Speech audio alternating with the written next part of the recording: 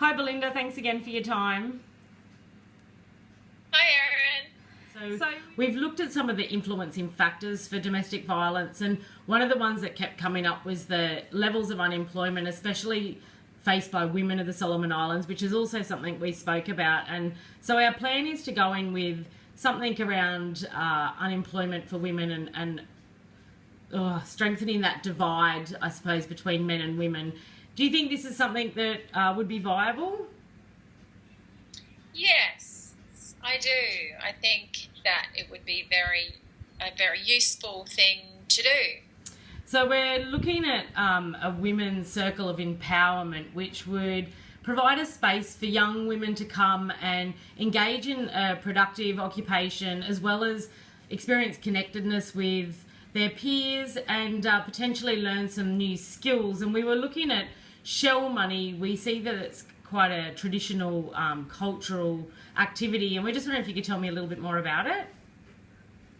So the shell money was, as the word money implies, was their form of money before the English came and introduced money and pounds and bills and coins. So they would make it, and it's obviously available to them.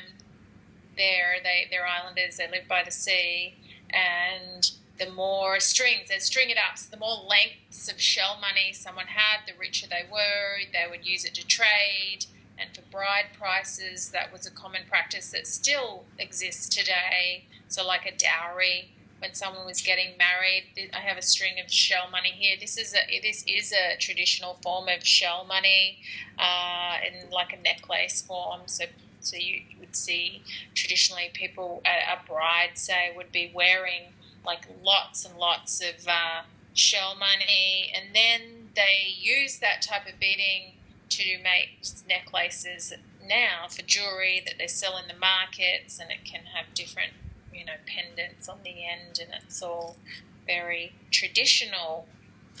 Excellent. So part of the Women's Circle would also include liaising with a couple of the local organisations that support women in developing small business. So we were hoping to provide some skills in small business, with the hope that in creating the shell jewellery, that they could then use that to go on for market stalls, for tourism and things like that.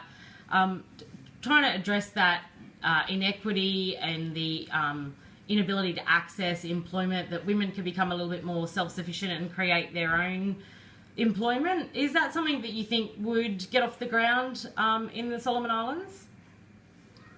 Yes, yeah, because they are a very industrial people, and the women traditionally have worked in groups, and you had mentioned in another conversation that involving the elders perhaps of the community, and that would be great. It would be a great thing to keep the oral tradition going while they are in this circle and doing their shell money, and then learning the business development skills would be helpful. And I think it would have a follow-on effect in the community and with their family. It's a very extended family type situation, tribal situation in the Solomon Islands, and I could see how that would have a positive ripple out effect for those women.